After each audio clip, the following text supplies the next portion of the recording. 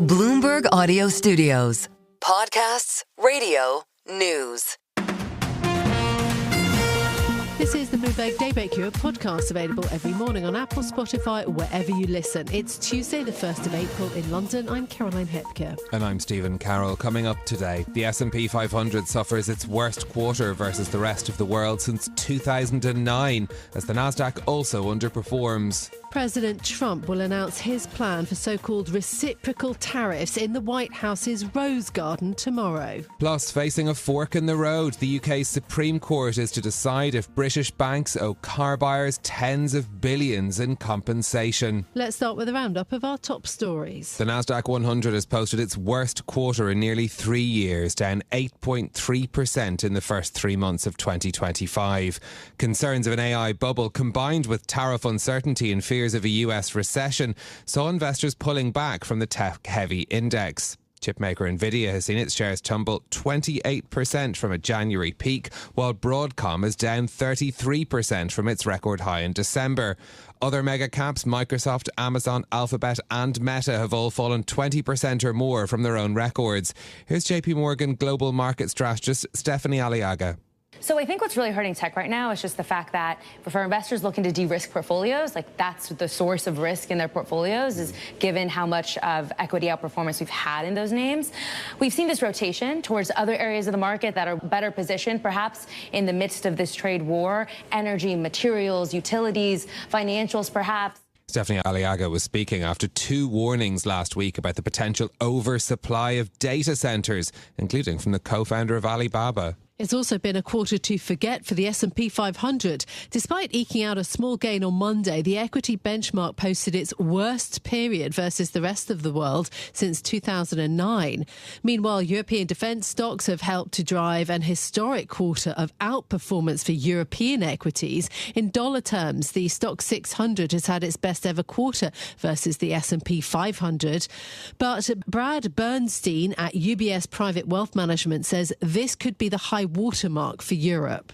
So we think the easy money's been made there on the back of, more stimulus and more defense spending because of our administration's position on NATO, as they made very clear. So we actually think if from this point and from these levels, the U.S. markets for the rest of the year look more attractive than the rest of the world.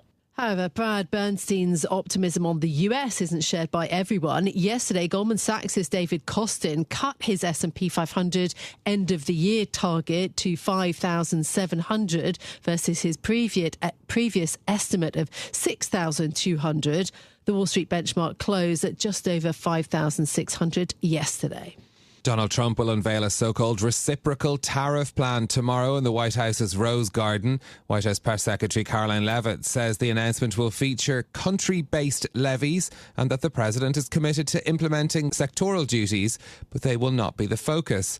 Speaking yesterday about his plans, Trump said the measures would be lenient in comparison to other countries. They're reciprocal. So whatever they charge us, we charge them, but we're being nicer than they were. The numbers will be lower than what they've been charging us, and in some cases maybe substantially lower, but we sort of have a world obligation perhaps. But we're going to be very nice. Relatively speaking, we're going to be very kind. President Trump's comments came as US automakers have been making last-minute efforts to lobby his administration for tariff exceptions. Bloomberg understands brands including Ford, General Motors and Stellantis are pushing the White House to exclude certain low-cost car components from planned levies. That's as Federal Reserve Bank of New York President John Williams said he sees a higher risk of inflation due to Trump's tariff plans. That was during an interview with Yahoo Finance. Marine Le Pen has criticised a court ruling barring her from running for elective office for 5 years and ruling out a 2027 presidential run. The French far-right leader, who was convicted of embezzlement, claimed the decision was a deliberate effort to prevent her from gaining the presidency in an interview with the French station TF1. There are millions of French people who are outraged to an unimaginable point, seeing that in France, in the country of human rights, judges have put in place practices that one would think are reserved for authoritarian regimes.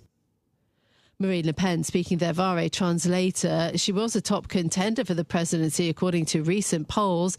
In addition to the 5-year electoral ban, she was sentenced to 2 years in prison with 2 more suspended. The judgment threatens a delicate political peace that allowed President Macron to pass a budget for 2025. The news could also make a no-confidence motion in Parliament more likely and hand full control of Le Pen's national rally to the party's 29-year-old president, Jordan Bardella. People in Britain are facing more taxes, higher prices and mounting bills as April sees a host of cost of living increases. Calculations by Bloomberg show UK households have seen £600 added to their annual bills overnight as utility and phone bills rise. The latest British Retail Consortium data shows that food prices climbed by 2.4% in the past year, the fastest pace in 9 months. Conservative MP Alex Burghardt says the government's tax rises are adding to the pain.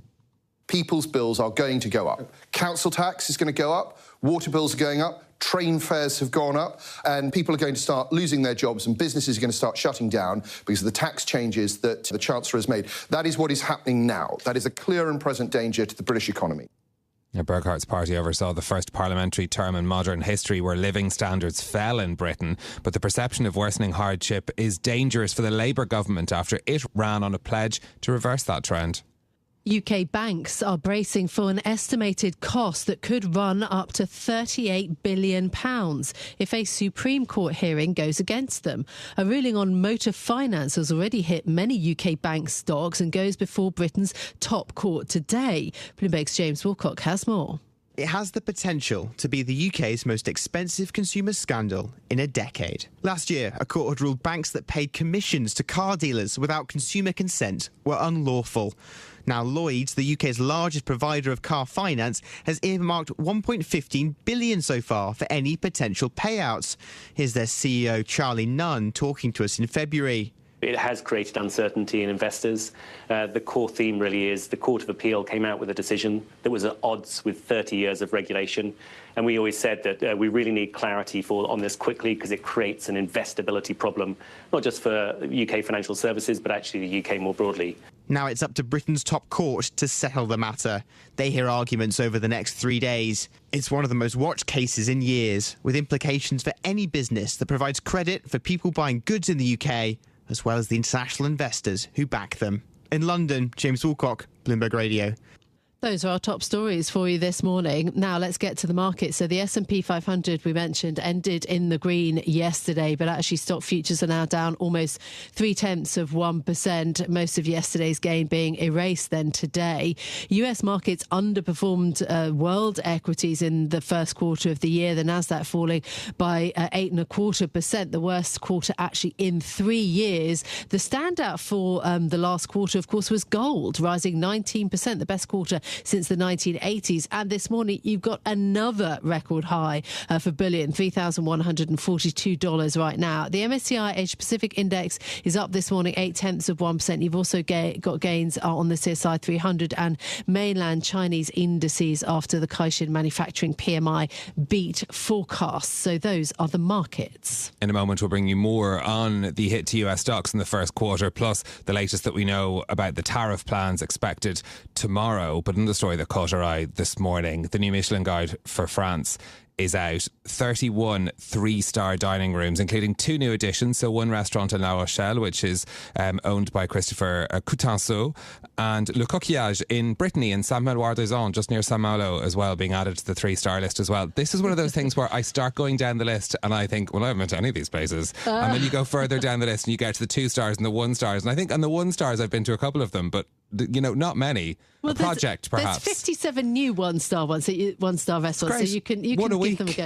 Yes, the little red Bible is out there for all your food lovers. Yeah, we always like talking about But the other part food. of this as well is that I'm always quite glad that places don't appear on this list, because then it means you'll still be able to get into them, which is the other part of it. Well, there are a few Michelin rebels, of course, every year. There are a few people who, give up their stars. Give up the star, buck the system, or don't like it. But there's also a little bit, on a more serious note, because I always like a foodie story.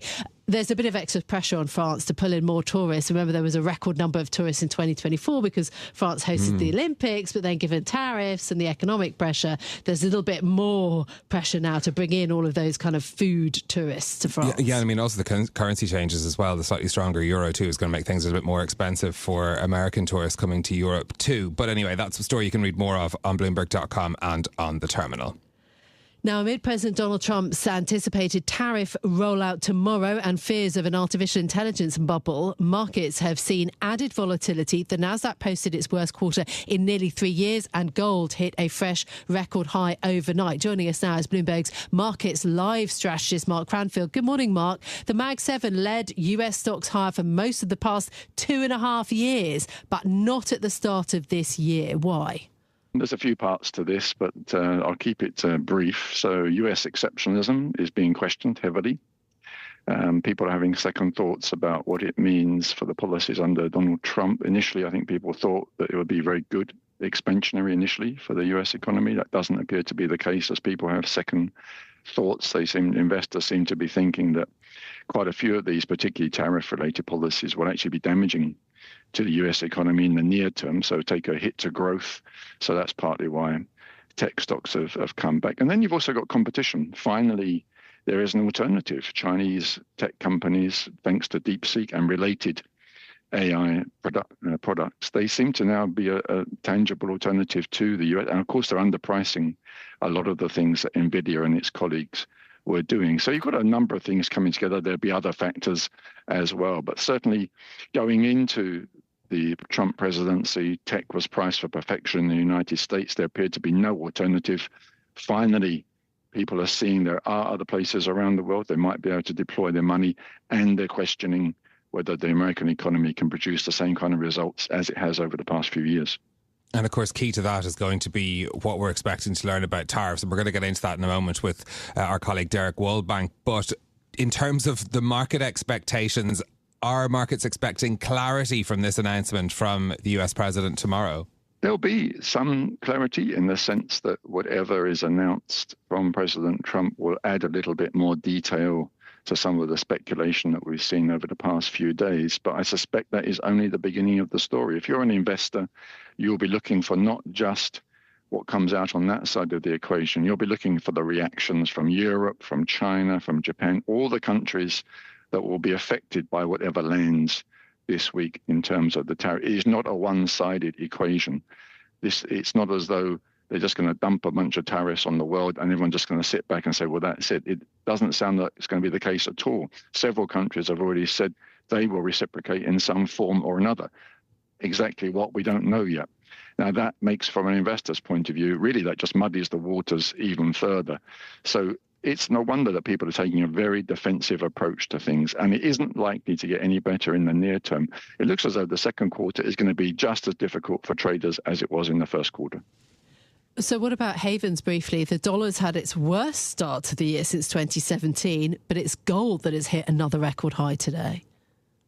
That appears to be the only thing that all investors currently agree on, is that gold wins no matter what. It seems to have outridden everything. Even cryptocurrencies for a while were being touted as being a haven. That's all gone into the background as well.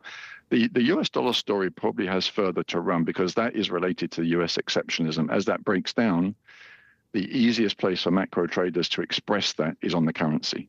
So if more people fear that money is going to flow out of United States assets, the dollar is the first place you will see that. Equities is the next.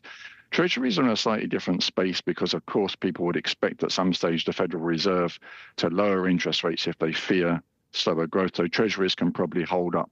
But certainly the dollar is at more risk if people think that the spread of wealth destruction and the slower growth is going to go on for several months, then the dollar could be in trouble. OK, Mark Cranfield, our Markets Live strategist, thank you for joining us. Well, let's get more detail then on country-based tariffs that are due to be announced by President Trump in the White House Rose Garden on Wednesday. Trump's called the measures Liberation Day, aimed at countering what the president sees as unfair trade practices. Joining us now is Bloomberg Senior Editor for US Economics and Government, Derek Waldbank. Good morning. So the White House Press Secretary, you heard a snippet of it, called it historic change. What do we know about size, scope, duration of the tariffs? Well, historic is exactly the right word, although it's going to fall a little bit short of what Donald Trump had initially talked about, right? When he was initially talking about reciprocal tariffs, the idea that first flashed across a lot of minds was the idea that there would be some big tariff matrix of every single one of thousands of product lines crossed with 100+ economies, and then you'd get this big sort of web of reciprocal tariffs weighted not just for the actual tariff barriers, but the non-tariff barriers as well. That is all, it seems, far more complex than what is coming.